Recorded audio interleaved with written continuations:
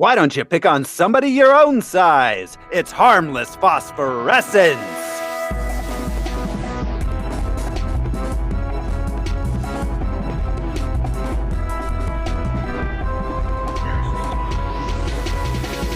Don't young lady me, buddy. This is your host, Thoreau Smiley. Who else is here? I'm Josh Cece, and I'm Korean from Earth. It's time to squish the termites. I'm Brian Lesh. Remember the garbage days? I'm Alaric Weber. The garbage days of wine and roses. Yeah. This is Harmless Phosphorescence. It's the podcast where we watch every theatrically released full-length live-action superhero ever made. We gather some research into the production and the source material, and then we tell you all about it. This show is brought to you by our patrons. We got patrons like executive producers Michael Beckwith and Atticus Burkett. You can be a patron too, guys. Just go to patreon.com/harmlessentertainment. And you too can join in the fun. We got all sorts of bonus content there. Monthly movies coming at you every month that aren't superhero related. We got Star Wars stuff, music stuff. So head on over there, check it out. And if you can't afford to, then just rate us. Rate us on the podcast app that you're currently listening to us on. We'd appreciate it, everybody. And that brings us to this week. May I interrupt you just for a moment? Oh, yeah. Please. I live for interruptions. Non sequitur. My hat came in, and so I just wanted to, the elotes. I just wanted to say hats off to Corn Week, as it is still Corn Week. Be safe, have fun. It is always Corn Week on Harmless Phosphorescence. Yeah. Yep. I believe Corn Week started just over a year ago. Yeah, we were talking about that the other day. Because I guess first Corn Week, I didn't even have any furniture in my house. See? Wow. See what corn has done for you? We mark the time by the passage of Corn Week, which never ends. Never ends. Hats off to Corn Week. Hats off to Corn Week, everybody. And this week on Harmless Phosphorescence, we are watching Defendor.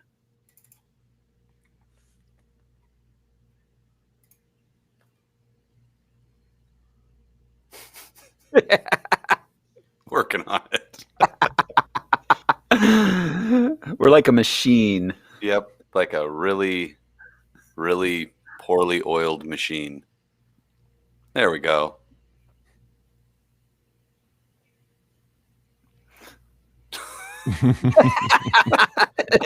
And there you have it, everybody.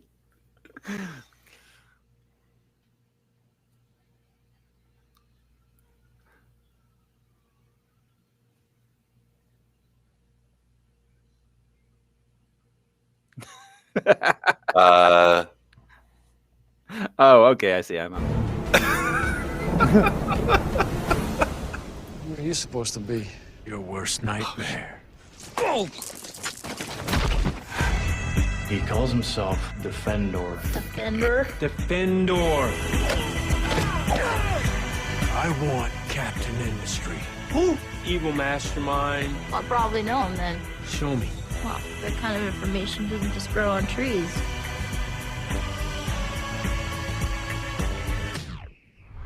When you break the law, you're a punk. You don't think you've done anything wrong? Was that wrong? There are probably better ways to deal with people like that.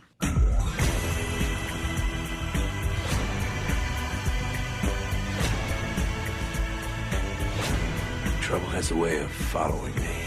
Where's Captain Industry? This Captain Industry doesn't exist! Live juice! Come on! Please, God, not the live juice! Gonna capture Captain Industry. Arthur, they have guns? Guns don't hurt me. Who writes your dialogue, Superman? You strike me as a man of great integrity. Look out, termites. It's squishing time.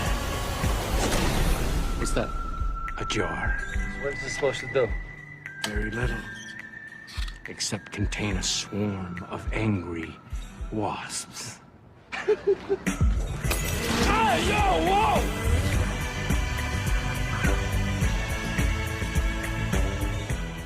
Defendor, released. Hi, who are you? Defendor, released February 19th, 2010. It is our first movie of the teens. Oh, Yeah, we're in a new decade. Yeah, we're moving. What? I thought it was 2009. Nope, 2010. If you guys remember last week, I announced we were doing Kick-Ass. I got the orders mixed up, so I've had to go through and make sure everything.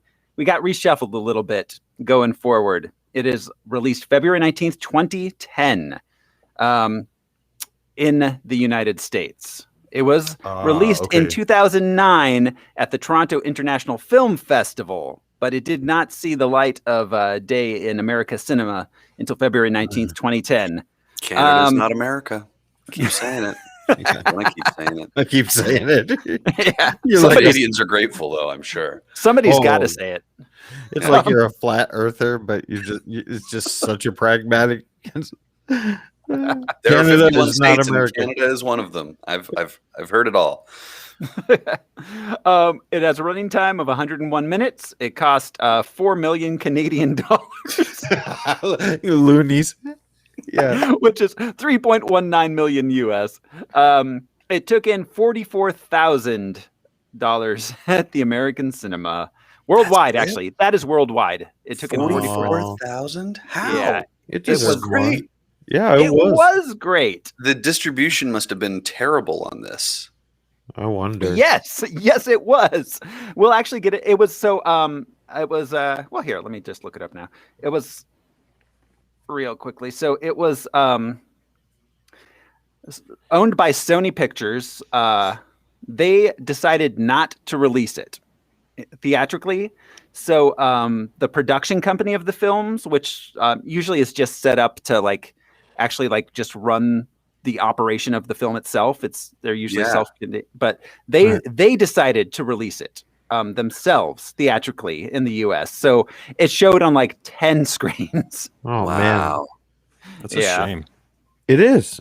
Do we know why Sony pulled the plug on widespread release? I mean, there are questionable moments in the movie, but not enough to. Yeah, I can't find anything. Was there a shooting that happened right before this would have been released or anything? I can't think of any violent. Well, No, I think it was just money. I think it was just a money thing. They decided it wasn't going to make its money. Is my guess. I think also maybe the idea of hey, this isn't this kind of superhero movie people want to see. This is more about a person. Yeah, you know what I mean? It's very much like a little indie kind of dramedy. Yeah. Than anything else. For sure. Yeah. But talking about release, that means, guys, it is time to play the box office top 10 game.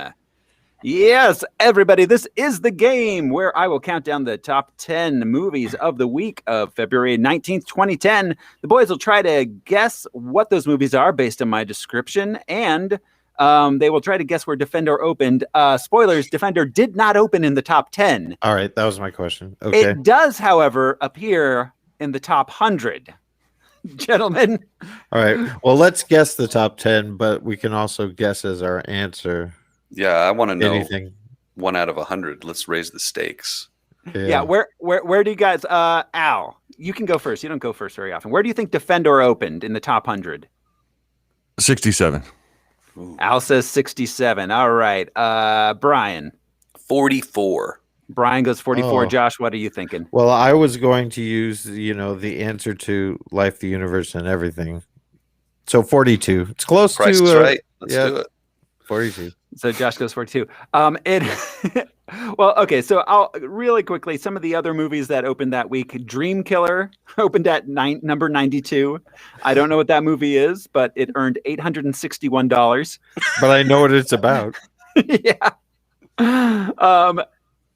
Happy Tears also opened that week at number 62, and at number 61, Defendor. I like picturing Happy Tears is just another animated penguin movie. It's just much darker and sadder. It's about it's the seal's perspective. The description is 2 sisters return home to deal with their ailing father, only to face some surprising situations. Starring Parker Posey and Rip Torn. Oh wow! When you said ailing father, I thought an alien father. Like, and that was the surprise. It was like, oh, he's actually not sick. He's an alien. He's an alien. I'd pay to watch that movie. I'd pay $1. Parker Posey and Rip Torn Together again. performing the hit songs of Led Zeppelin. Like, I've got a whole lot of love. Now get the fuck out of here. Also opening this week, I'm going to briefly run down the openers this week. We got at number 48, The Good Guy. At number 36, Blood Done Sign My Name. At 29, The Ghost Rider. At 25, the Oscar-nominated short films of 2010. Jesus Christ. And that brings us to the top 10, guys. All right. What was ready? the description for Defendor? Oh, yeah, Defendor. Let's see what this said. Arthur Poppington, a regular man who adopts a superhero persona known as Defendor, combs the city streets at night in search of his archenemy, Captain Industry. Oh wow! That doesn't really tell you what the movie is. Yeah, it doesn't. All right, so here we go. Here's the top 10 of the week of February 19th, 2010. Coming in at number 10. As homicide detective Thomas Craven investigates the murder of his activist daughter, he uncovers a corporate cover-up and government conspiracy that attracts an agent tasked with cleaning up the evidence. I saw this. I just don't remember what it's It stars Mel Gibson. Oh yeah. Payback? No, that was a good. Edge of Darkness. Yeah. All right. Yes. Coming in at number 9. In Paris, a young employee in the office of the U.S. ambassador hooks up with an American spy looking to stop a terrorist attack in the city. In the city. In the big city? I may have said hooked up in a way that doesn't accurately indicate the way they meant hooked up. Is this Sex in the City Does Paris? Saves Christmas. This stars John Travolta and Jonathan Rhys-Davies. They're the ones hooking up. Yeah, you know. It's called From Paris with Love, which is why I thought it was a rom-com until I saw the poster. Oh, is that a play on From Russia with Love? I think so, yeah. Oof. Yeah. Oh boy. Coming in at number 8. A fated country music musician is forced to reassess his dysfunctional life during a doomed romance that also inspires him. Oh, that was that Jeff Bridges one, right? Yep, sure was. Fuck. Anybody remember the title? Lonesome. No, but that'd be a good name for it. Shit, I can't think of it. It's gonna drive me nuts. Yeah, I can't remember. It is called Crazy Heart. Oh, yeah. And then he toured doing the songs that he performed in the movie. Oh. He came to the Fox Theater, and I still regret not going. All right. Coming in at number 7. Oh, Jesus. This movie. A bad deed on the part of a tough minor league hockey player results in an unusual sentence. I'm leaving it there because anything else I say is going to 100% give away what this movie is. Goon? No. Bad deed, minor league hockey. Happy Gilmore. No. This stars The Rock. Oh. Was this Walking Tall? Oh, No. is it Slapshot? Did they remake that? No. I'll read the end of the sentence. He must serve 1 week as a real-life tooth fairy. Oh. What the fuck? That was the premise of the Tooth Fairy movie? Yes. He's a hockey player. A Samoan I was going to Black. say some hockey player. Samoans on skates. Who gets I mean, sentenced to be a tooth fairy. Yeah, I don't know what's less believable about that movie. Right. Hockey Yeah. needs more representation. I'm sure there's all kinds of great hockey players of different ethnicities, but Yeah. A it's black the not guy. there, greatest though. sport One black in guy. the world. Yeah. I mean, there's like all kinds of people that live up in the Northeast that probably and- play hockey pretty well. Yeah, And okay, not fair. just The Rock is large, but Samoans are pretty big guys, stout guys. It's got to be hard to balance on ice skates.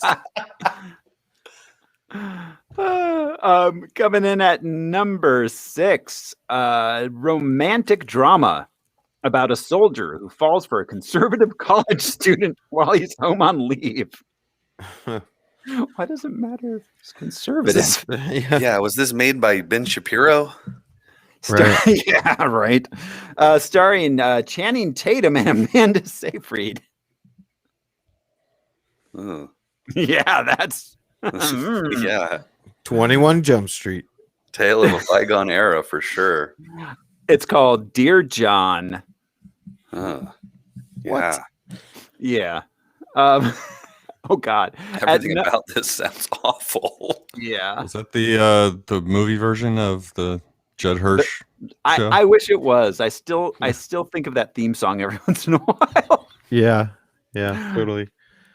I like Channing Tatum. Actually, I like her too, but I have no idea. Yeah, Channing Tatum was a very underrated comedic actor. He's for sure. charming, but He's charming. he's not a good leading man. Oh, No, no. he's way Fucking too awful. doofy. Way too doofy. Yeah. All right, Still- number still 5. the best in Hail Caesar. That's still my favorite Channing Tatum role. Yeah. Sorry, Magic Mike. I like him in This Is the End. It's I was essentially a going to cameo. mention that. That was Yeah. awesome. But like, yeah, way to make fun of yourself so much. I love it. Because there's a lot of fans of him that are a little bit homophobic. Oh, sure. Yeah, So good for him. Yeah.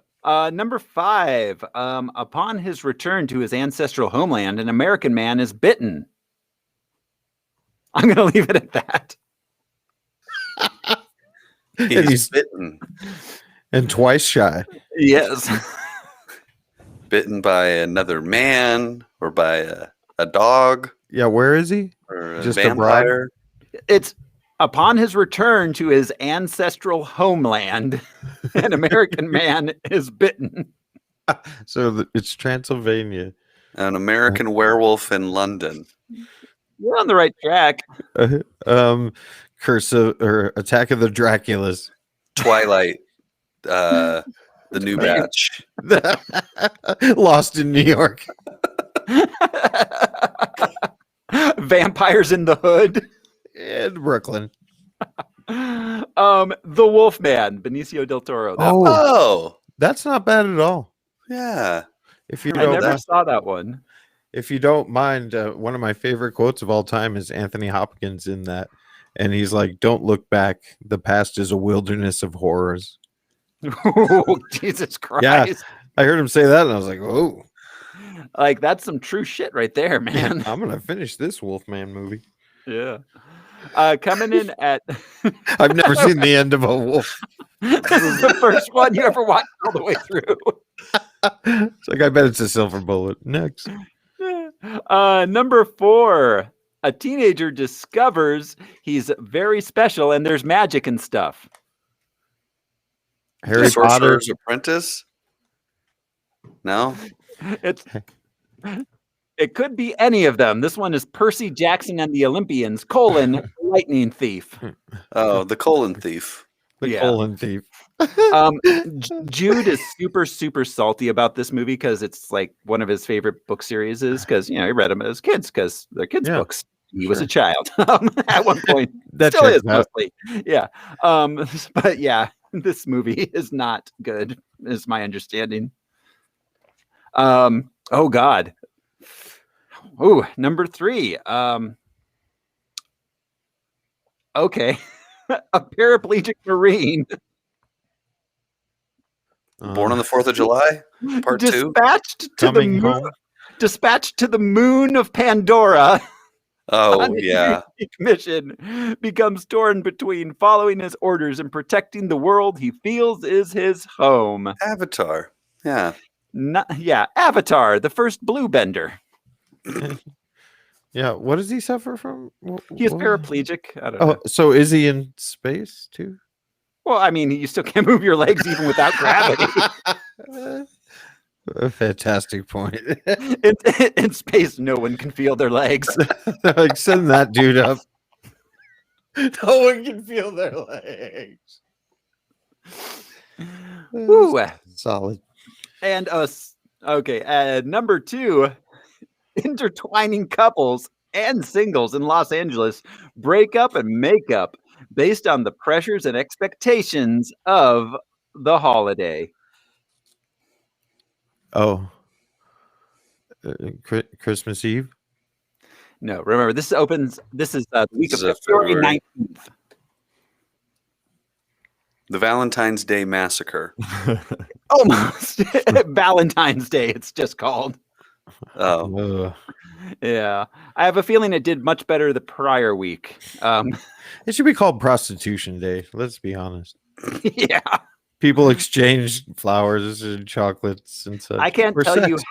I can't tell you how many random strangers I've had sex with in February because they gave me chocolate. It's still, even to this day, that's all it takes. That's the custom, right? They hand you chocolate and you put out. hey, you're making your own customs, Thoreau. This is America. It's like Mardi Gras, but with chocolate. Isn't that how we met, Thoreau? Indeed. In a restroom. I'm gonna bring one of those big ass giant like skateboard sized Yeah. Hershey bars to your house.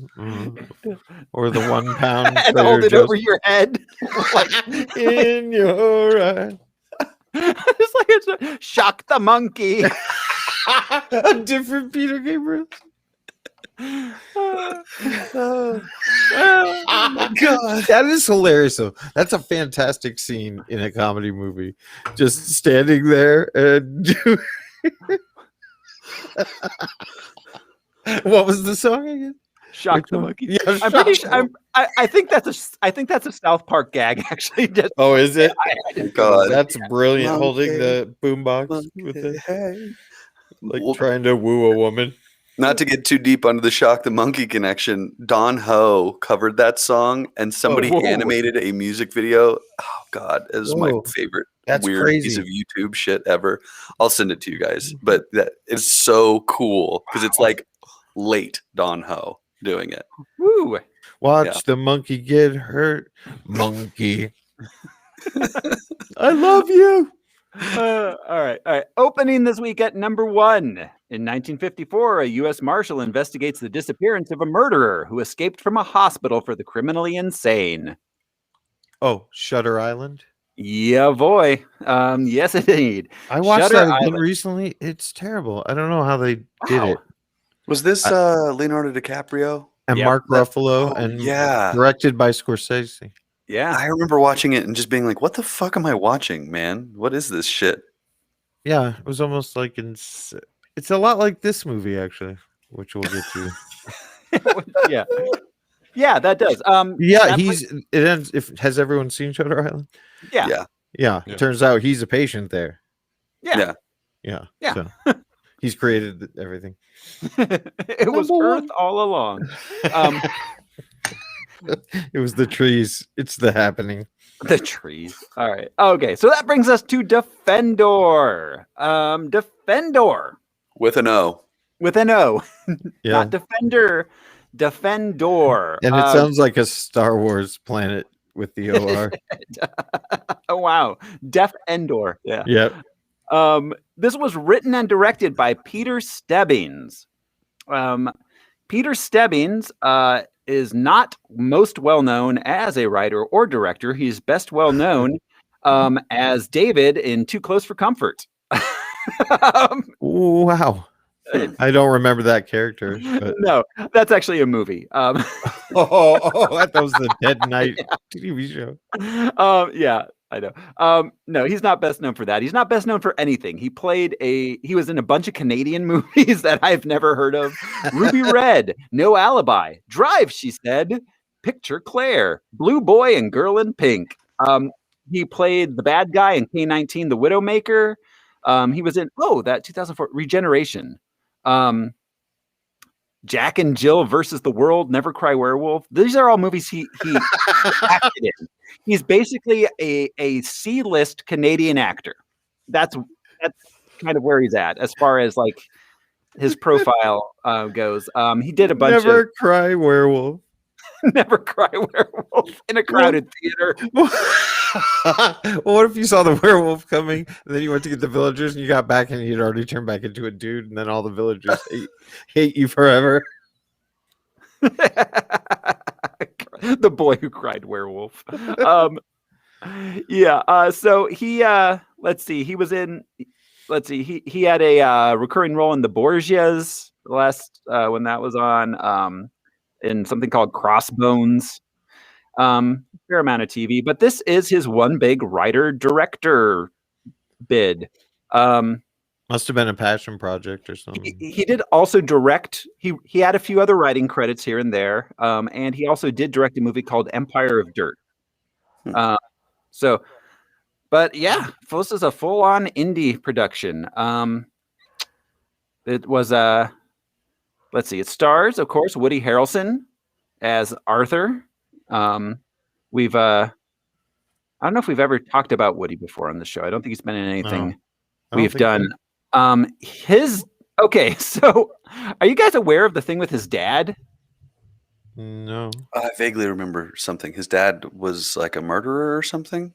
Yeah. So, all right. We talked about him in Solo, but our general listeners haven't. That's right. Okay. Yeah. All right. heard So Woody's father was a hitman. Oh, that's right. Charles Texas. Boyd Harrelson. And he was implicated as being near Dealey Plaza. Oh no. Yeah. He did some jail time for murdering a judge, which Woody Harrelson then went and played a character in the movie about that murder. Wow. Years later. So yeah, but he always the Judge John H. Wood. But yeah, I don't know. Just an interesting side note.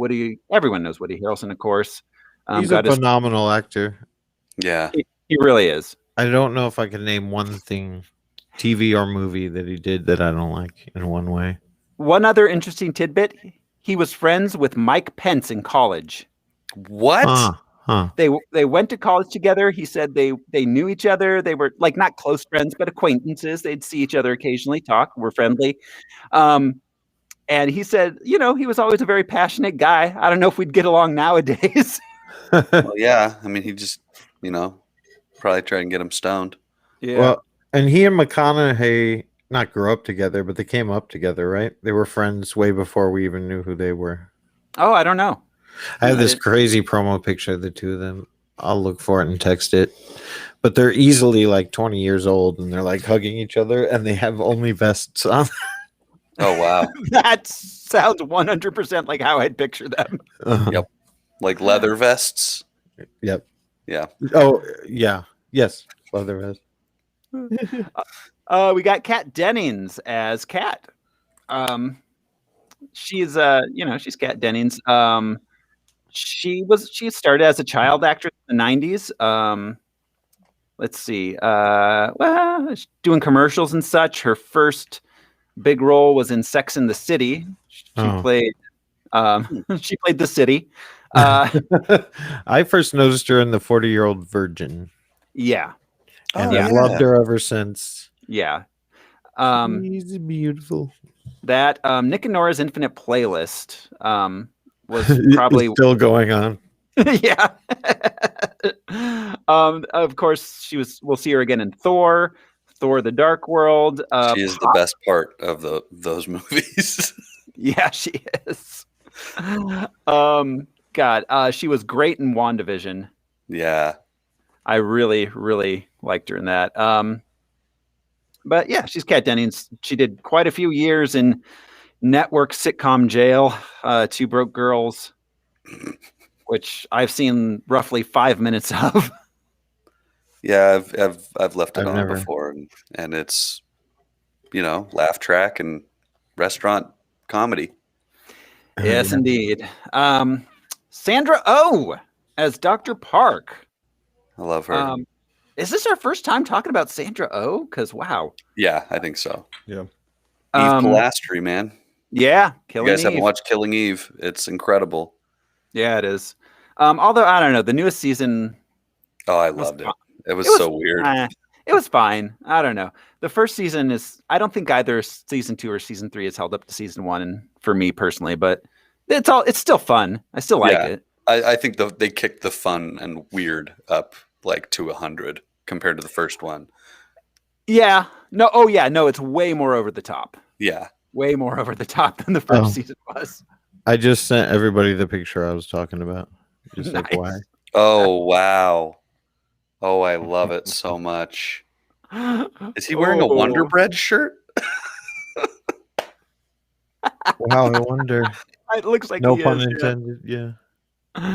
Oh man, Those are bros. Those are BFFs for sure. for sure. And Woody's hair has always looked like that. Always. Yeah. Yeah. He was born like that. We all were born like that, but then he lost. All right. So Sandra Oh, she got her start in Degrassi High. Wow. Yeah. Like which iteration? What year? 92. I think that's the original generation, isn't it? Like early 90s. I believe. So. Wow. Yeah, I believe so. That's when I was watching it. So far. Out. Yeah. She did a bunch of like TV stuff in the 90s. She was on Kung Fu the Legend Continue. Lonesome Dove the Outlaw Years when she played. She got cast in a lot of really racist roles in the early 90s. I'll just leave it at that. Yeah. Being a non-white actor in America. Yeah. And of course she was in Well, not just non-white, but Hollywood. I don't know. They would use Asian people and not give a shit about like what country they were actually from. Oh yeah, Asian was Asian for sure. Which this movie did a really funny job of addressing that directly. Yeah, for sure. Her big breakout. No, I don't know if it was her big breakout role, but the first movie she was in that I recognize the name of was Bean, as in Mr. Oh. She played Bernice Schimmel, which is awesome. Go ahead. Grey's Anatomy is the thing that I think everybody knows her from. That's her big breakout. But she had roles in The Red Violin, Permanent Midnight, Sideways The was Princess big Diaries. for her. Oh yeah. Oh wow, I forgot about Sideways. Won a lot of Oscars. I think I think she was nominated possibly, but don't quote me on that. I'm not sure. All right. But yeah, she's great. Yeah, she is. I love Sandra Oh. Let's see. We've got I got a couple voice credits. I was just scrolling through. They're kind of funny. On Robot Chicken, in one episode, she played Sarah Connor and Kate Winslet. Whoa. Fantastic. This is more recent. On She-Ra and the Princesses of Power. That's the 2018 to 2020. 7 episodes as Castaspella. Castaspella. And apparently that reboot of, I'm sorry. I was just gonna say apparently that reboot of She-Ra is insane. There's like a full-on lesbian relationship between Catra and She-Ra. Wow. Oh, that's awesome. Yeah. And then there's an animated thing called Invincible where she plays Debbie Grayson. Oh, that was a comic book. Yeah, that's new on Amazon. That Amazon show. I haven't seen that yet. I've had a couple of people tell me that I have to watch it, so we should check it out. That's it. All right, thanks, Al. I just want to say while we're still on Sandra Oh, she has possibly one of my favorite SNL appearances ever as Tishy, the super wealthy. I think the joke that she was like a Samsung heir, and she marries some guy, and they keep traveling through time. And the joke kept being like, "And you're still with Tishy," and it ends up that she's like a bajillionaire, but she is the most irritating, grating character I've ever seen on SNL. So good.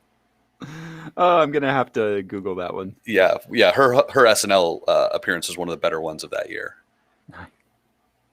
All right. I'll say okay. So we've got Elias Koteas as I said that weird, like an alien from Star Wars. Koteas. As Chuck Mooney. I mix him up with, I don't anymore, but he and Chris Maloney were always mixed up in my mind for a long I can see time. that for sure. But this dude's good, like Maloney. He's pops up and he's pretty good. He's one of those guys that's like, oh, it's that guy. Yeah. He's been in a million things. Tucker, A Man in His Dream. He was Casey Jones in Teenage Mutant Ninja Turtles. That's right. Right. I always get he's in the Chicago verse. Yeah. I get him mixed up with the guy from Law and Order all the time. Is that who you're talking about? Yeah, that's who I was talking about. Yeah, Chris Maloney. Exactly. Even when watching this, I like the first time I watched it, I wasn't paying attention to the credits to his name. Had me fooled the whole time. Yeah. Let's see. We got Michael Kelly as Paul Carter. He's the guy that I always get mixed up with Agent Coulson. This is the dude from House of Cards. Yeah, exactly. But he's done movies, and he's pretty good. Yeah, he's a great dramatic actor.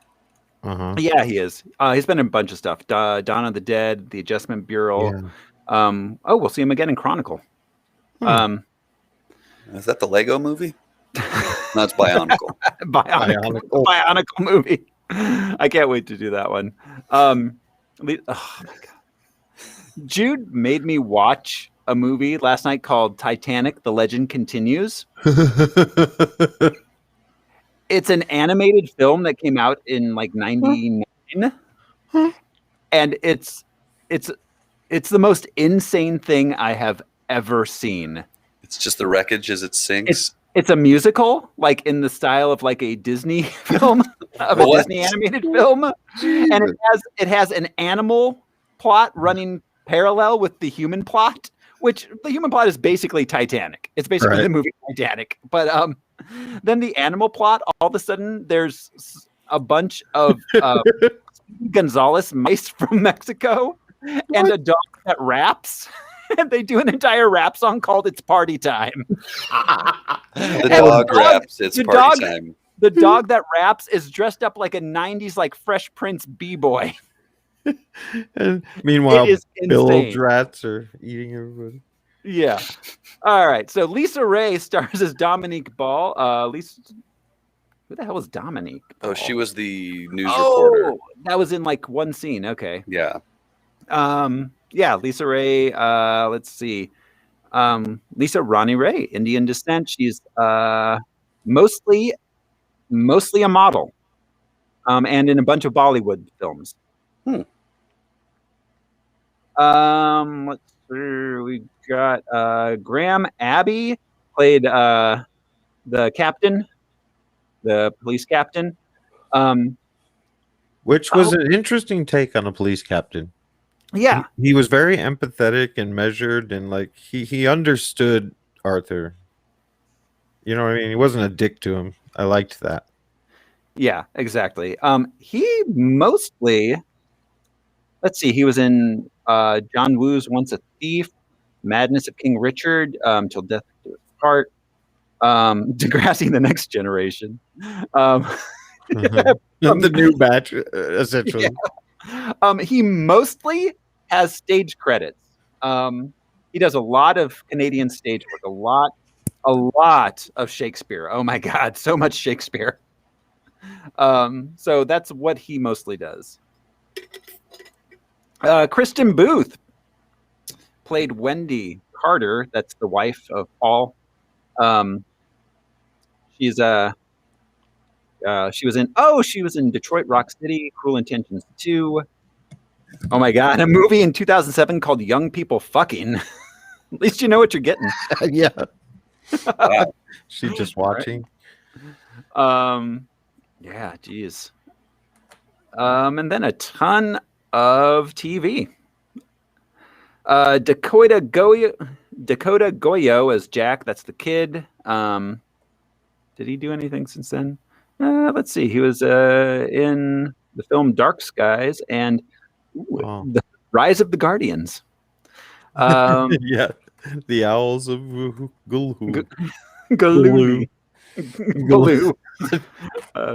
Charlotte Sullivan played Faye. That was the mom that we saw in the flashbacks.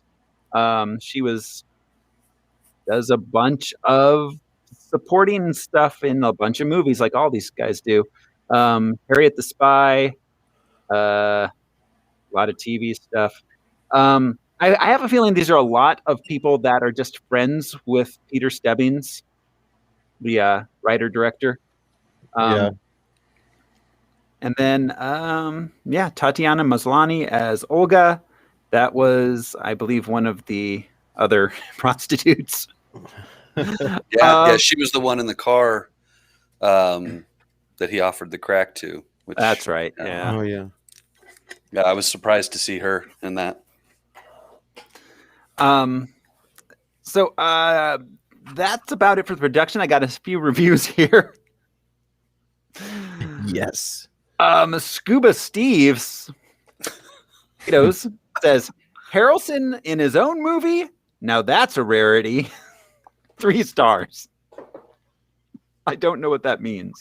What? Yeah. Jacob K says more of a kid-friendly Batman. Huh. What? Crack and prostitutes and right? 4 stars. And Bloodmarsh K writes, Defendor, the Great White Dope. Oh yeah. It's all about the puns, baby. It is. So that's about it, guys. Are y'all ready to just jump into the movie here? Mm-hmm. Oink oink, motherfucker. Here we go. Well, so this movie reminded me a little bit of what was his name? Not Handyman. That's Damon Wayans. Oh, Blank Man. Blank Man. So obviously that was a bit extreme, but then it also reminded me of the movie Split. Yeah. Huh. You know, somewhere in between those. Yeah, I didn't even think of Blank Man, but you're right. Yeah. Huh. That's interesting. This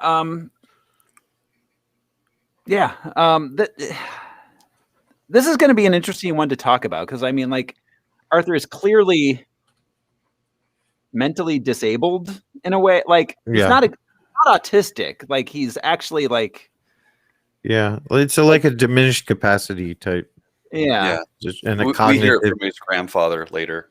When Yeah. are you going to learn how to read? Right. Yeah. So he's slowly developing.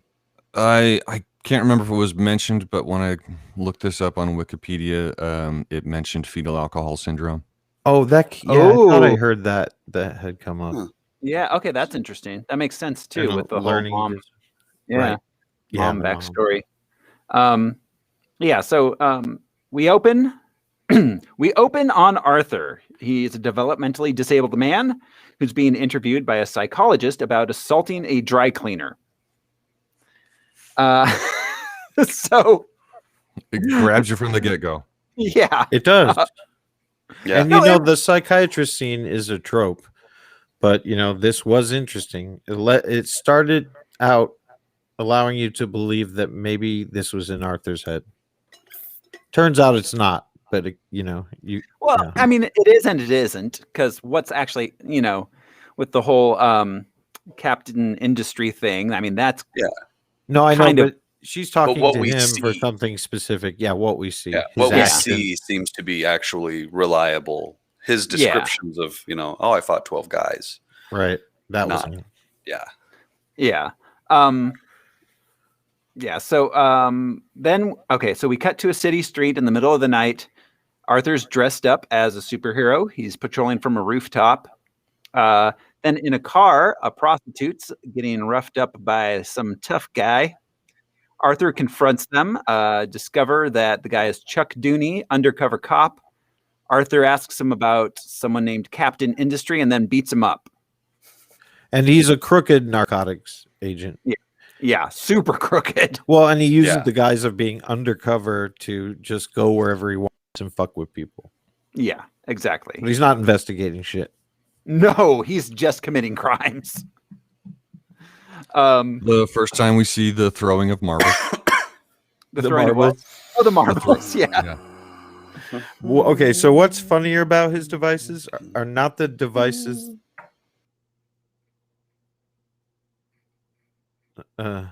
You there, Al? I Yeah, am. you're moving. Mine is okay. My connection is strong, and my will is iron. Yeah, it just kicked Thoreau and Brian off for some reason. Who knows? It's always some. And he's back. We're back. Hey, One of them. we're all back. We had some technical difficulties, those of you who are watching us. Shall we wait for Brian? I don't see him. Oh, there he is. Hey, I'm Brian. back. You're back. Your little network connection says bad stuff, Brian. Oh. Well, you guys all look bright and shiny to me. So Yeah, so we can hear you. We're good. Says we're still live casting, so hopefully. So just to quick finish my point, the objects in his tool belt, his array of weapons, His arsenal. his arsenal. Thank you. Is pretty funny in and of itself, but how seriously he takes his weapons Yeah. is what's really hilarious. Yeah. Like aggressively throwing marbles at someone is, I don't know. I never thought about it before. It's inherently funny. It really Yeah. is. Yeah, and I kept expecting there to be like them slipping on the marbles, Yeah, but I yeah. don't think they ever once did. no, they were we see a guy later who takes Oh, a spill he did? and gets like Okay. a concussion from the marbles. Okay, Um, nice. In the first scene, Chuck Dooney, I thought it was implied that he slipped on the marbles after they were thrown at him because he fell Okay. backwards. Okay. I feel like Arthur should have gotten a hold of Kevin McAllister from Home Yeah, Alone. yeah. Yeah, he's taking Home Alone out to the streets, basically. Yeah. All he needs is buckets of paint on string. Yeah. Yep. Yeah. Yeah. Well, and the best part, so like what really sells this is Woody Harrelson. I mean, Yes. he sells this character. It never feels patronizing. Never. It's never like a simple Jack situation. No. Um, No. And it's Which it's a fine line. It's an incredibly fine line. It is. Yeah, it is. He pulled it off. He brought no attention to whatever mental situation we find out he has. Well, and everything played is endearing. Yes. right. He, That well, was because- the most powerful part. yes, he plays it. Because he plays it honestly, straight, and heartfelt. Like everything, you feel like he really means it. Yeah. He's a And you- 12-year-old boy in Woody Harrelson's, Exactly. Yeah. skin. Yeah. You empathize with him. Has anyone ever heard of Phoenix Jones?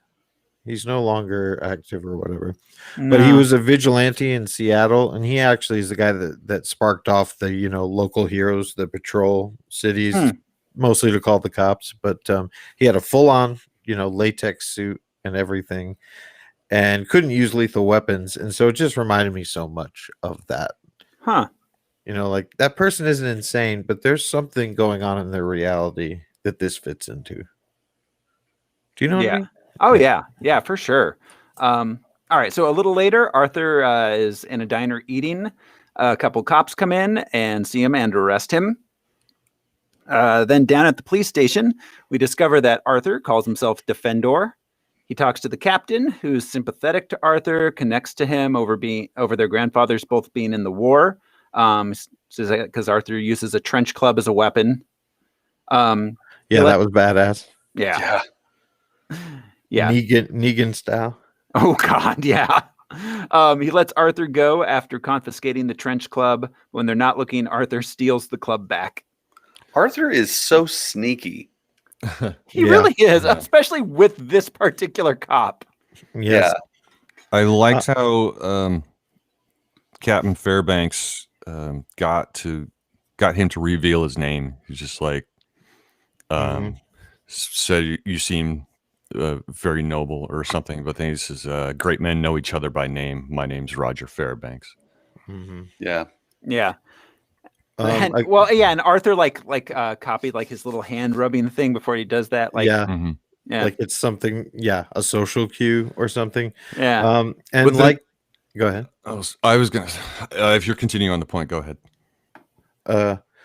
Yeah, he's not necessarily adversarial with the police. He believes he's assisting them. Yeah. Yeah. And in this scene, the cop essentially lets him go. They give him all his gear back except for the trench club. Right. But he pulls out the gum and like pretends to blow up the lock. Yeah, with the firecracker. Yeah. There are 8 ways to leave. There are 8 ways to escape this place. I'll take the front door. And for the last time, that real life Phoenix Jones guy, it was the same old thing. They had no reason to arrest him because he never assaulted people. And it was that sort of thing where they couldn't publicly condone vigilantes, but it's just like the guy doesn't hurt anybody. So it felt the same thing. Like, Yeah. take this weapon away, but this dude's not a threat. He doesn't have a debt to pay to society. Yeah. All right. So the next day, Arthur wakes up in his workshop home. At night, he goes out and finds Dooney and a couple of thugs harassing a street artist, a tagger. He confronts. Did you see the labels? Label. On the door, it was Defendor. Oh, Oh, right. yeah, I wrote that down. Oh, Defend Defend dog. dog. Yeah. The utility truck. Yeah. Uh-huh. And I felt that Defendor was sort of the illegitimate son of Mr. Furious from Mystery Men. Yeah, for sure. His power is anger and dedication. Yeah. Arthur confronts them.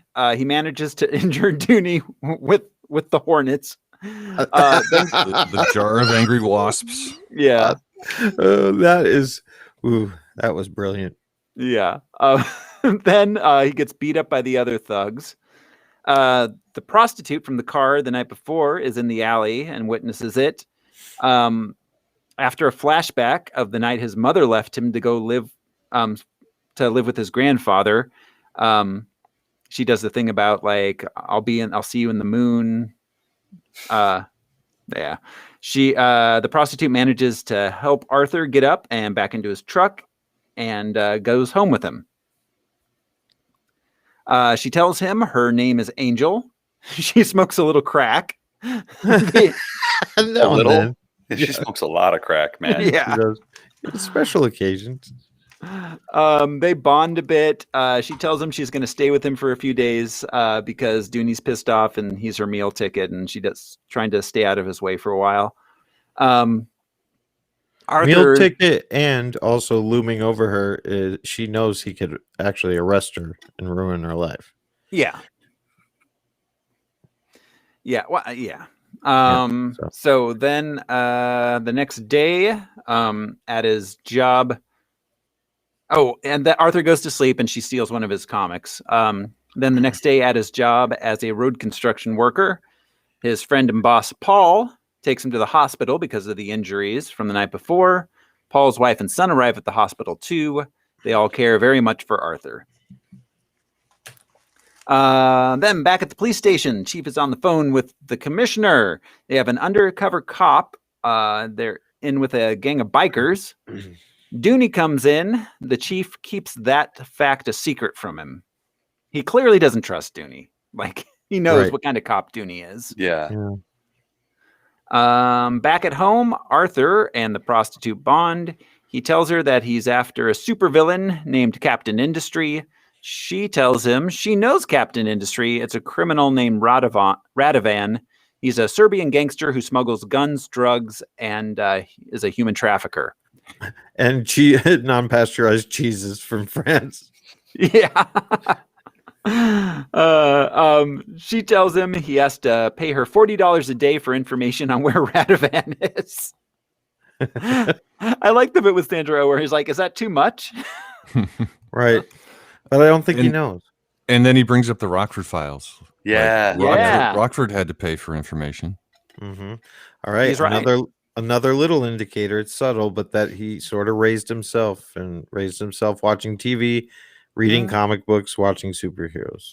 Yeah. Yeah. His mom was always out. You could tell. Well, he says when. Oh, Al, did you catch when? I don't know if you made a note of it. The captain asked when his grandfather died, and he's 26 years ago. 26 years ago. 26 years. So yeah. this is 2011, and Defendor is probably around 40, mid 40s. Then he was probably like a teenager when his grandfather died. Yes, probably. Yeah. Yeah. So yeah, probably got put in some sort of home or like the system at that point, foster care, something like that. And he realizes the pronunciation, but do you think it's Defendor because of his, whatever learning disability, dyslexia, or what kind of shit? Or was it just because he thought it was tougher? I think he just thought it was tougher, like the one who because it sounds superhero-y. Uh-huh. Yeah, that's acceptable. I was just curious. So all right. We get another scene with Sandra Oh. Then we cut to the middle of the night. Let's see. The prostitute is angry at Arthur because the comic she still isn't worth it. I'm sorry. I don't mean to pick nits. What's the character's name? Well, at this point, she's calling herself Angel. She's calling herself Angel. This is the point. I was actually just about to get to it. At this point, she reveals to Arthur that her real name is Kat. Okay. Katerina, I don't remember the last name. It's not right here. Dubrovkowitz or something. We'll use that instead of prostitute. Well, that's what I was getting to, because at this point, she reveals her name to him. All right. She didn't up until this point. Fair.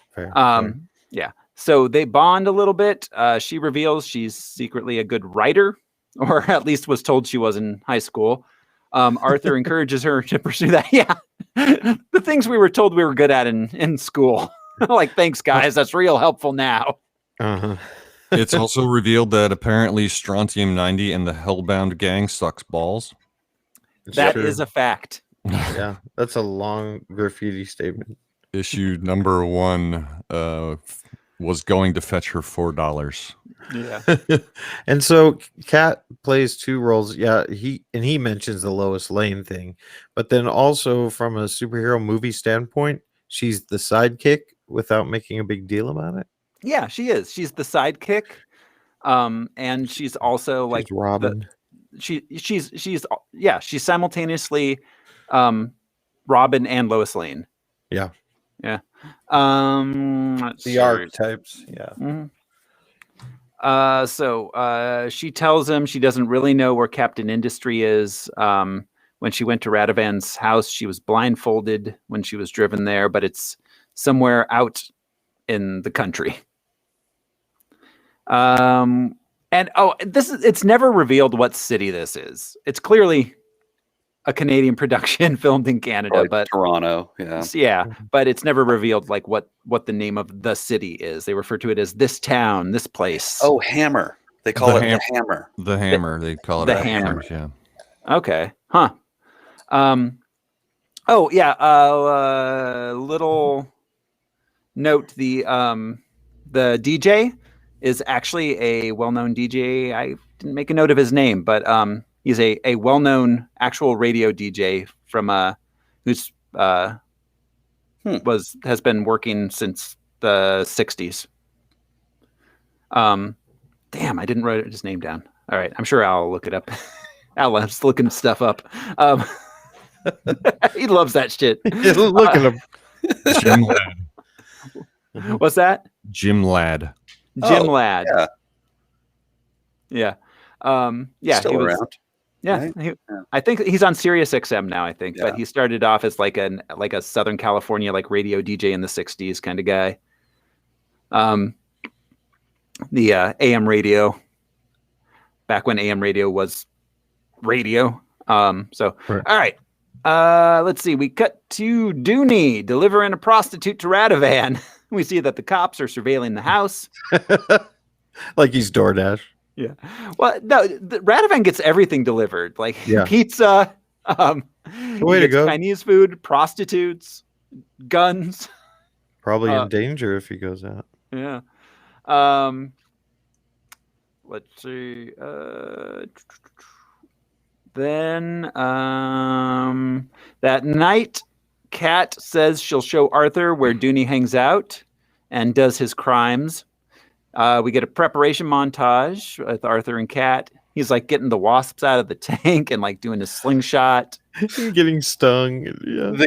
The him getting stung was such a cute moment. So Arthur, much. They're gonna sting you. I can't Right. watch. And she's like looking away. Yeah. Because it's the central question when he uses it against, you know what I mean? Like, how does he get them in the jar? And then they show it, and it's what you think. It's painful into and the stupid. jar. Get in there. Go on. Yeah. He just shoos them in. Like, yeah. So Arthur finds Dooney, kidnaps him, and tortures him for information on where Radovan is. Dooney eventually gives in. With lime juice. Oh Lime- no, not the lime juice. Yeah. Yeah. And honestly, a nutcracker on his fingers. That's actually like, That's fucking brutal, man. yeah. The moment that he grabbed the nutcracker, I was like, "Oh, where is this going? Oh, this is Yeah. really bad." Yeah, Kevin McAllister is an adult, man. Basically, For Basically. sure. inflicting 'cause- real damage. Because the dude would react to the lime juice when he squirted it in his eye, but of course it's about a 5 to 10 second reason. So I was like, oh my God, that stings. I hate it. All right, now Oh, I'm okay. God. Yeah.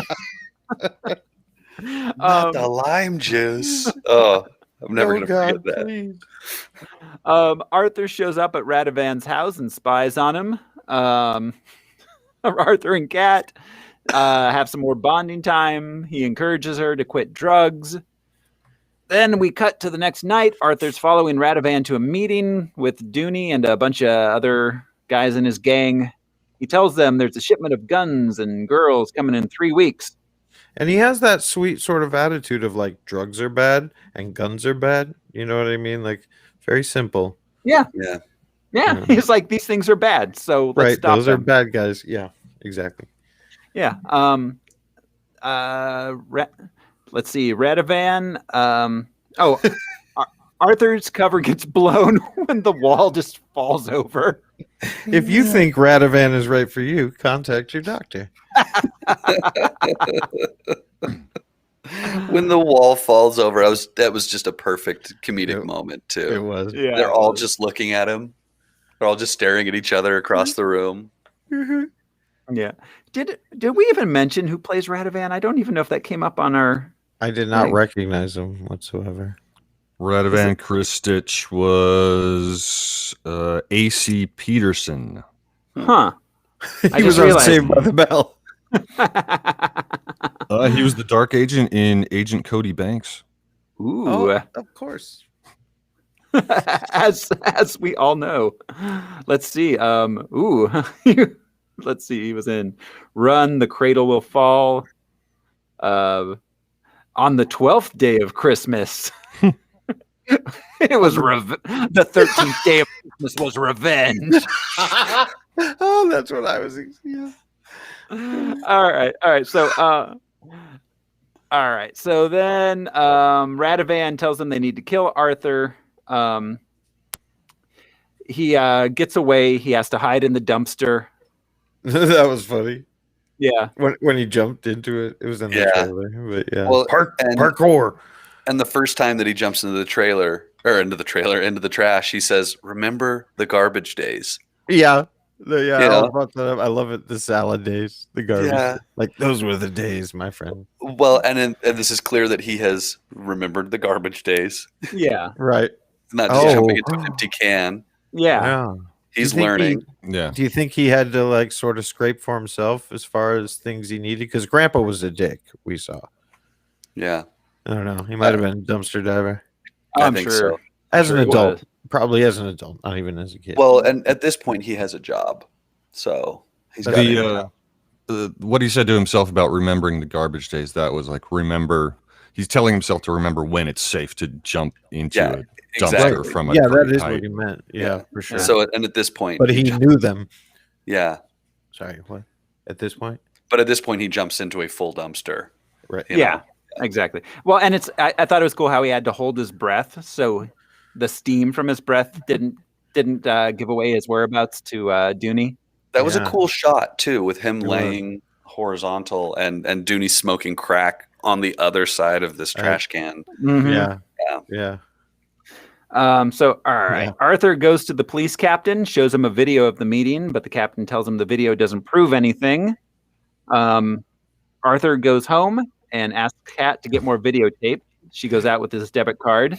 When he showed up at the police station, he called him commissioner. Yeah. Yeah, Yes. he did. Yes. And the chief didn't blink. You know what I mean? Yeah. It was very human. And Well, he totally disappeared Batman style. Like Fairbanks turned around and then turned back again, and he was just gone. It was just gone. Yeah. I think the commissioner, the captain character, understands that Arthur is like, he's developmentally disabled, and he has to approach him like he is serious at all times. Right. We got to take this club because that's clearly a weapon. Yeah. But give him back everything else and let him go. Yeah. Because you're right. Captain knows he's not really a threat, and He's not hurting anybody really. And he's empathetic because he knows Arthur's sort of trapped in his own world, kind of thing. Yeah. But he couldn't tell him. He's like, oh, that videotape, whether it was good or not, he has an ongoing investigation against the crooked cop and stuff. So he can't tell. Right. Arthur And he's clearly not going to try to work with Arthur in the way Arthur thinks they're going to work together to solve crime.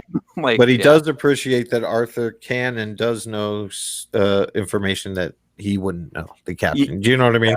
Being in a dumpster next to the cop smoking crack kind of thing. He has access. Yeah, Anyway. exactly. Paul shows up at the workshop, and is upset to discover Arthur living there with what is clearly a crack whore. I guess the workshop is like a city property or something. Yeah, they work for Public Works. Yeah. Right. And not to just interject this again, he was immediately hostile towards the woman because he knows that Arthur's probably been taken advantage of many, many times because of his capacity. Yeah. And so he's like, if you're here, you're just fucking with him. Not that he shouldn't have a girlfriend, but that you're here because of that. Well, she's clearly taking advantage of him. Right. Yeah. I'm sure this dude has seen it a lot of times. Like, oh, I met this nice girl. I lent her $500. Oh, you know what I mean? Yeah. Yeah. Taking advantage of. She is taking money from him. She actually actively is in this film. Right. Yeah. But his friend has probably seen that over and over and over again. Yeah. No, absolutely. So anyway. For sure. So he gives Paul tells Arthur he could have stayed at his house. He gives Arthur a cell phone and lets him continue to stay there. We cut The to moment he gives another him the scene. cell phone, he gives him the biggest hug. That moment, there were a lot of like gut punch moments. And that was one oh man, this guy really feels appreciated. He cares. And they work at the same job, but they never quite said what his friend was. But it could very well be that he was a foreman and he himself hired Arthur. I'm pretty sure. I see the good things in this guy. He may not be the sharpest. He's the foreman when the guys are all sitting around reading the paper. Oh, good point. Yeah. And I think he hired him after saving his kid. Yeah. Which for sure. Yeah. At this point, we don't know why. That's kind of revealed later in the film, why Paul is so invested in Arthur. It's true, yeah. And why the son is so attached to him too, and the wife is so happy to have him around, even though he's kind of nuts. Yeah, because in a lot of movies, the wife would be like, "Oh, like Paul, why do you keep putting yourself out for Arthur?" But not here. She's on board. He saved my son. That was a dynamic in this movie, I think, that I really appreciated versus most movies where it's now the wife and husband are going to squabble over this. Yeah, that's going to be a thing. It's she's just as caring as he is. Yeah, absolutely.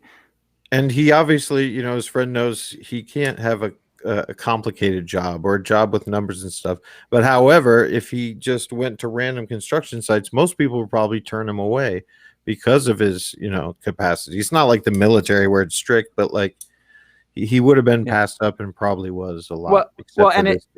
It seems like his job is mostly holding the stop sign. The slow sign. Yeah. Right. Slow. Yes. Yeah. Oh. Instead of dismissing him, he found something he could do. Yeah. Yeah, exactly. like a bagger or a Walmart greeter. You know Yeah. what I mean? That is something I very much appreciated in this film, is the lack of so many tropes which it easily could have fallen into, which so many films do. Yeah. Right. Yeah. All Well, right, so and the not instant redemption of Kat. We yes. don't get instant like, oh, now I'm going to be your assistant. Like, she is problematic until the very last moment. Yeah, she No. steals from him, steals Yeah. prized possessions and such. She has a Yeah. great arc because her arc does take the entire film. It's not it's not until the end of the film that she is changed. Like, Yeah. And it's his main objective is, you know, for her not to do drugs and take care of herself. He doesn't even flinch that she sold his things. I mean, yeah. He's just like, stop doing drugs. Well, I mean, Arthur doesn't even really have the capacity to change. I mean, that's very much there. So in a lot of ways, this film's story is the redemption of Kat. Like her story is the arc of the film. Well, and it's also a representation of mental illness. I know some bad guys call him the R word a few times, but Yeah. you know, this movie also is about a man processing where he's at. Yeah. Yeah. Anyway. So all right. Let's see. We get another scene of Arthur and Sandra Oh. Then we cut to Kat and Arthur on their way to find some videotapes. They pass a dry cleaner. It's Kat's dad's dry cleaning business. We see him in there. She gets upset and turns and starts heading away. That night, she finally delivers the videotapes. It's a bunch of porn tapes, but she tells They're me all overdue. Yeah, she's like, do you know how hard it is to find videotapes anymore? I recorded the 86 Super Bowl. Don't record over it. He again encourages her to quit drugs. They get in an argument. Arthur leaves. He finds Dooney and his guys. They get in a fight. Arthur is actually doing pretty good when Radovan's personal bodyguards show up. He fights the main bodyguard guy who kicks his ass. Arthur calls Paul, and when he does, the guy shoots Arthur, who collapses. He also got stabbed at this point. Yeah. Oh, that's right. He got it in the Yes. side there. Yeah. Mhm. Yeah. So Paul, after receiving the phone call, goes to the workshop, makes Kat show him where Arthur went. They find Arthur and call an ambulance. Well, and he gets shot with the MP5, right? This is when the goon in the suit, right, shoots him. Yeah. Who, as before he shoots him, as he was beating up, he kept telling him to stay down. Stay down. Stay down. And we don't understand at this point why or what's happening. Later on, you know. Yeah, it's being telegraphed pretty clearly, but it's kind of confusing as it's happening. Like, what does he mean, stay down? Yeah. Why is he so nice to this guy? Right. Yeah. So then we get another scene of Arthur and the psychologist. This is the point where he has a flashback of being in his grandfather's shop and looking at comic books. With his asshole, bitter grandfather. His grandfather sucks. Honestly. Oh, yeah. Yeah. At first, you think that it's like a friendly relationship, and it goes south so fast. He was in the not so great war. Yeah. Then in the hospital, Paul tells Kat that she needs to stay away from Arthur. We learn that Arthur was shot by training bullets, which are just kind of little like rubber paint style rubber. Oh yeah, they were paint bullets. That's right. Yeah. Why was that guy carrying paint bullets in his MP5 the whole time? Like that's I mean, that is curious.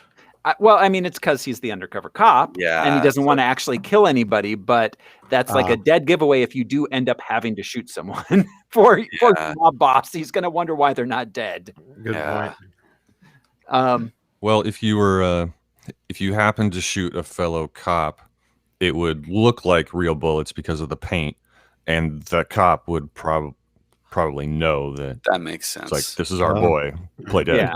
Right. Yeah. That's for true. playing possum. That makes a lot of sense. That's true.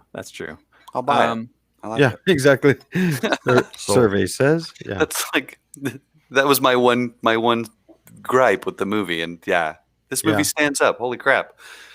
It does. It really does. Yeah, all it's right. seamless as far as its own reality goes. Yeah.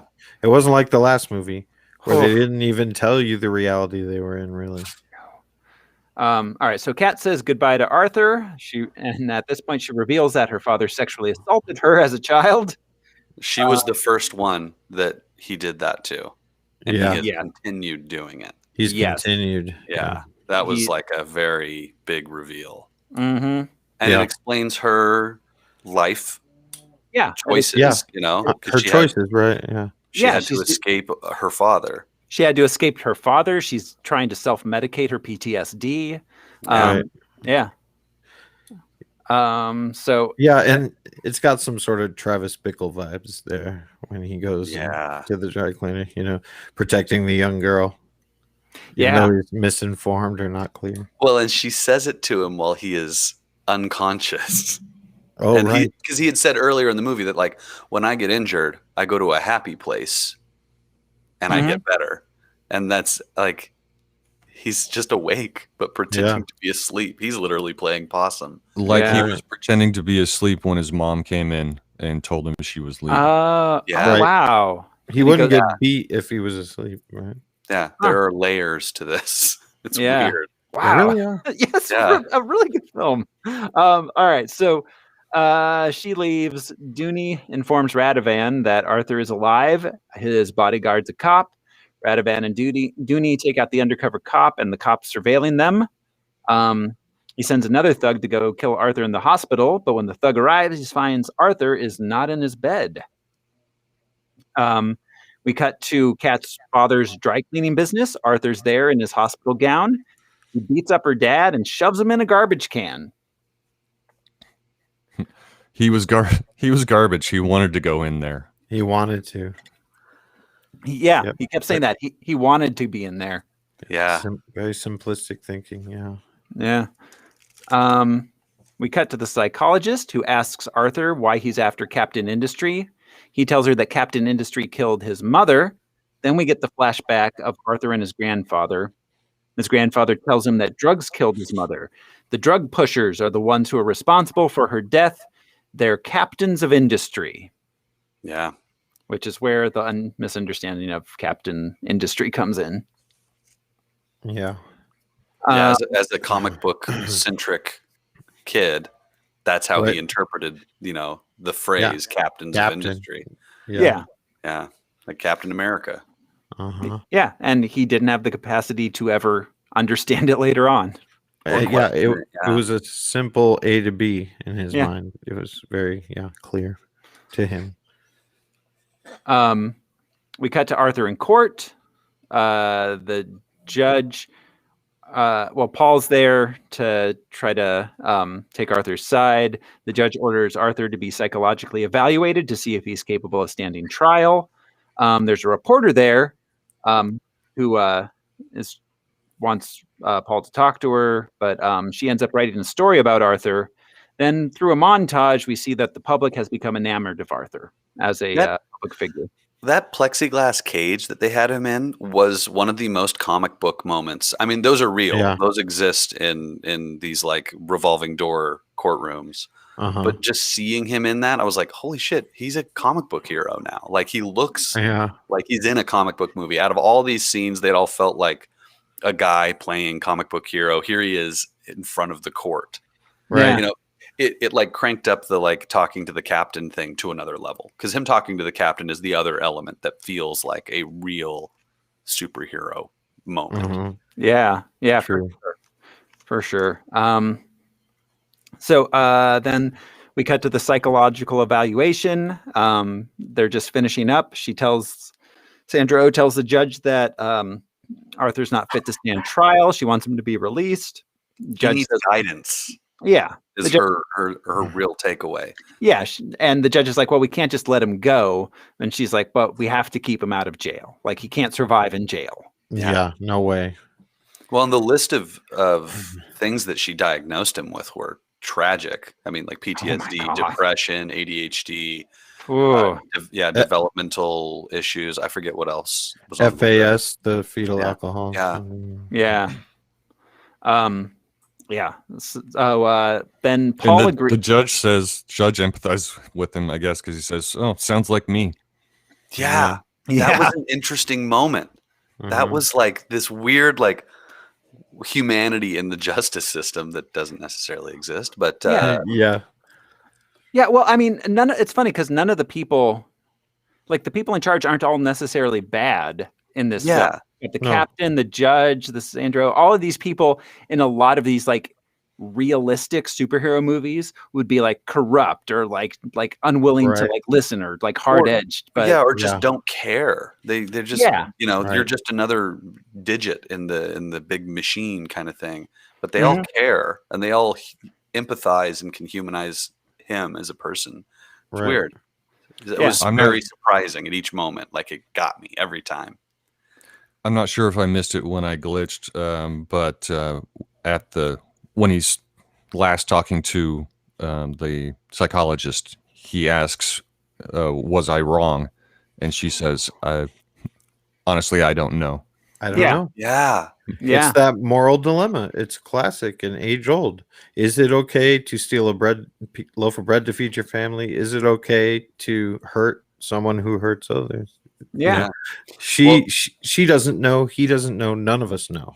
And And he I'm glad can't she do admitted. nuance. And I think her response was like, there may be better ways to deal with people like that. Right. Yeah. But But yeah. it's not wrong But necessarily. wrong, yeah, hard Yeah. to say. I'm not sure. Yeah. Yeah. So all right, Paul agrees to be Arthur's conservator, and Arthur can go free. He has to live with Paul, and he's no longer allowed to be Defendor. Arthur gets pretty upset about that, but Paul convinces him to go along with it to stay out of jail. Wonders where he can get a taser. Yeah. Where can I get one of those zappy things? Yeah. They are both laying on the ground together. Uh-huh. And that moment, it's like I'm going to keep circling back around to the humanizing elements of all the characters around him. Uh-huh. But man, they both got tasered. They're both laying on the ground. And he makes this joke about the taser. And it's just like, this guy has so much value to people around him. He does. Yeah. Yeah, he Did Paul does. get tased? I think so. I think they tased both of them because he was getting out of line too, because he started shouting. Yeah. So all right, then we cut to the streets. Kat approaches Dooney, who's busy stealing some kids' drugs. Yeah. I've had that happen to me before. Not with crack, but Yeah. a bag of pot. you know? Sure. Man. Yeah, so she goes with Dooney. Radovan tells his guys that they're not going to kill Arthur until after the shipment comes in. They're going to keep a low profile. They do have a guy. They send a guy out to give Arthur a picture of Kat tied up and inform him that they're keeping her hostage and they'll kill her if he tells anyone about the shipment that's coming up. If he talks. Yeah, it simply said talk and she dies. Yeah. Shit. Like Jinx. His interpretation Oh. of that made me laugh And- so Oh my hard. God, I didn't You owe even me put a that poop. together. Wow, yeah. Immediately in the next scene, Jax, the kid, says, "You don't say anything anymore, Arthur." Is Oh, that because wow. you're sad? Taking a vow of silence because of the threat to her life. I did not put that together. That is amazing. That's great. Literal. He is Like that simple. He He's has literal, no capability of interpreting nuance. right. Wow. Okay. So, all right. Then at Paul's house, Arthur is silent and depressed. We discover that he saved Paul's son from being hit by a car. Arthur ruminates for a while, then comes to a decision and decides that he's going to be Defendor and leaves. Because Jack is behind him pretending to be Defendor. Yeah. And he Finally, says- just like, go ahead. Yeah, he says, "No, I am Defendor." Yeah, because the kid's like, I'm Defendor. I'm like playing with himself. Oh my God. Yeah. Yeah. And again, Arthur is so simple. No, I'm Defendor. He's like defensive about there's Right. only one. Yeah. You're confused. We cut to Kat being held hostage by Dooney. He lets her out of her restraints because he wants a blowjob. Well, and she gasses him up with like, "Well, can I make my hair? Don't you want me to look pretty?" Mhm. Yeah. This guy's so high on crack, he doesn't know what the hell's going on. This Yeah. dude, yeah. So she grabs his gun, shoots him in the balls. She runs. She finds Arthur in the alley. The whole like Dooney's going to be there later on when he's telling the captain Dooney's going to be there. Well, he got shot in the balls, so that's actually still in question. Well, and we see this happen in movies where characters run into each other in an alleyway. Oh, This yeah. is a perfect use of that trope where it's just like, "Oh, hey, well, let's get out of here then." Yeah. Right. Normally it feels so contrived.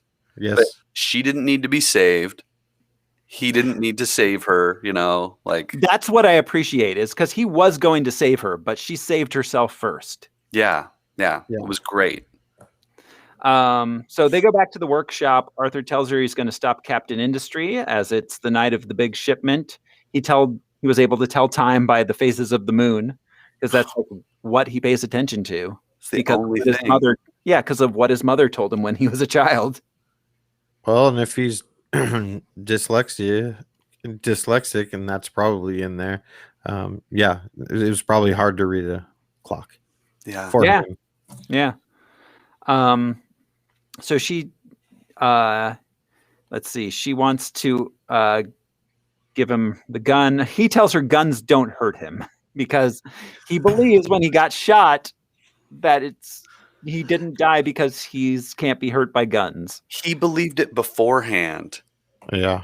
and this just reinforced his Yeah. belief, like beyond his ability to like question it. Yeah. Mm-hmm. Confirmation bias. Yeah. Seriously. Yeah, definitely. So, all right, he goes. Let's see. He's saying he's going to go anyways. She says she lies. Radovan isn't Captain Industry. He suits up and heads out. He stops at the police station, tells the captain he's going to go stop the shipment, tells him that it's going down that night. But before the captain can do anything, Arthur sneaks out again.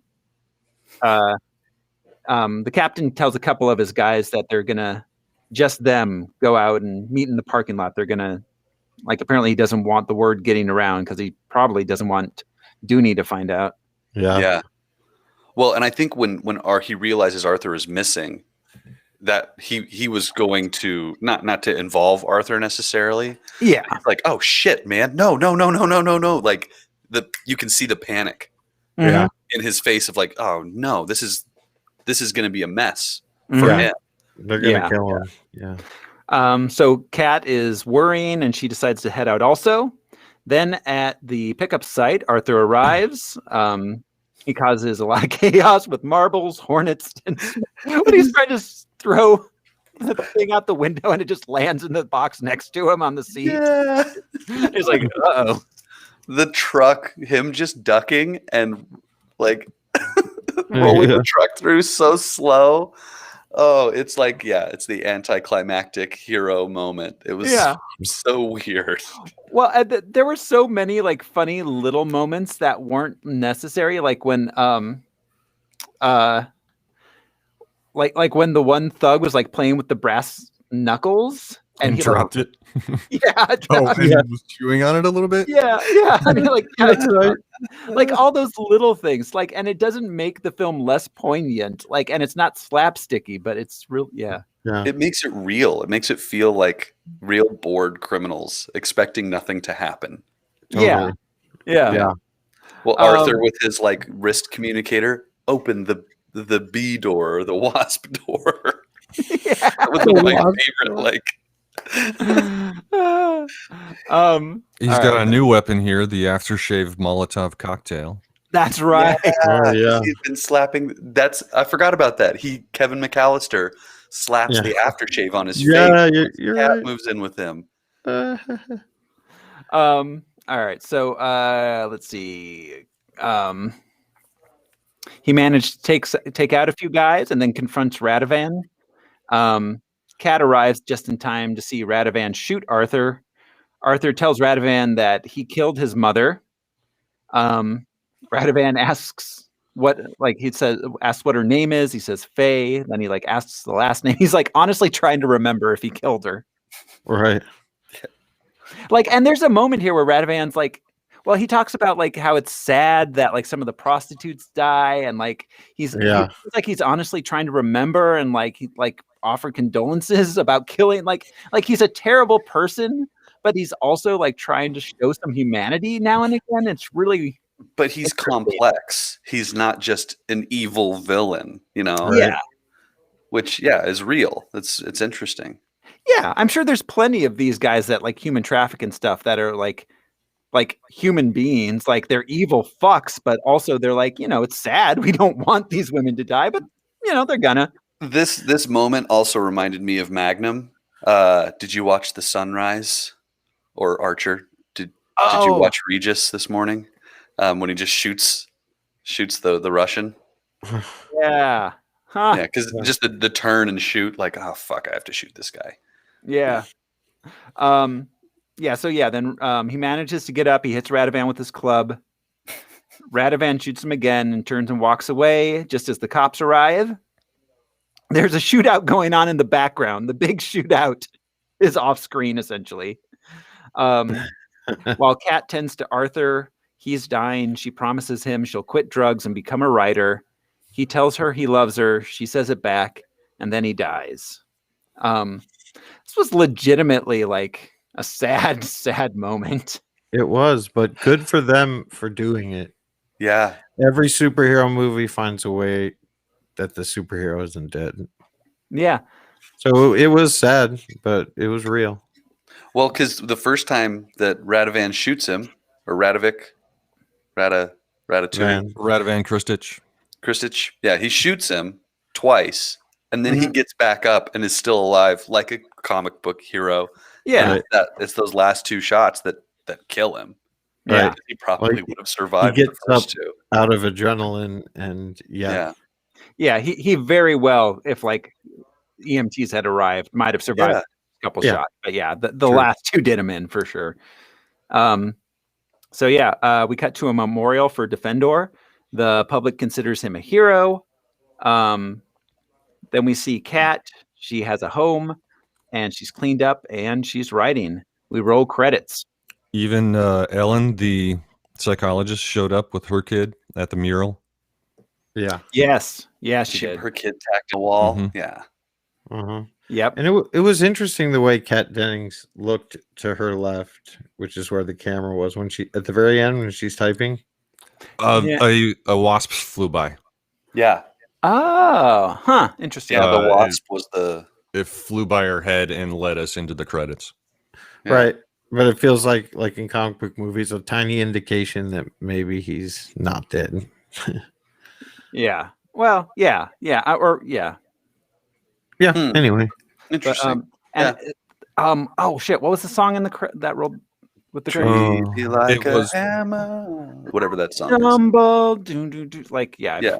The song was by Metric, and it was "Help I'm Alive." Okay, yeah. Yeah. I've heard that a lot over the last like 10 years or so, and I was surprised to hear that song because it is a popular song. Yeah. They probably what a good chunk of his budget went to. Yeah. So that's it. I don't really have any unanswered questions for this movie. It was pretty good. It answered all its own internal questions. Yeah. My only question was the rubber bullets thing, and Al answered that elegantly. Yeah. Yeah, I really enjoyed this one. This is a little undiscovered gem. Yeah. This is probably the most like humanizing superhero that we've seen thus far. Like as far as like being in a real like reality based movie, character based kind of thing. Yeah. Well, and a glimpse into, I don't know, it was really about Arthur and what his mental issues are and how he sees the world. Like, you know what I mean? It was a psychological type movie more than superhero, good guy, bad guy thing. Yeah. Which I appreciated. Very human. Very human. Yeah, it was a film about Arthur that was dressed in the trappings of a superhero film. Yeah. I honestly think that this movie got the most like emotional response out of any of the movies that we've watched from me, at least. I just was watching it last night, like, why does this keep just getting me? Why? You know? Yeah, definitely. Yeah, I really like this one, and way under the radar. It wasn't even on the list originally until I saw it come up somewhere somehow, and I realized it was supposed to be on the list. But Glad you did. yeah, Yeah. great movie. Imagine if like Superman had to go to therapy for one reason or another. He probably should have. He should have, but You've yeah, seen a number of Superman movies, and that dude's messed up. right. But how hostile he would be. Oh God, yeah. Anyway, I'm Superman. what the fuck are you asking me that for? So yeah. All right. Yeah. Any last thoughts, guys? No. No, not really. Charming little film.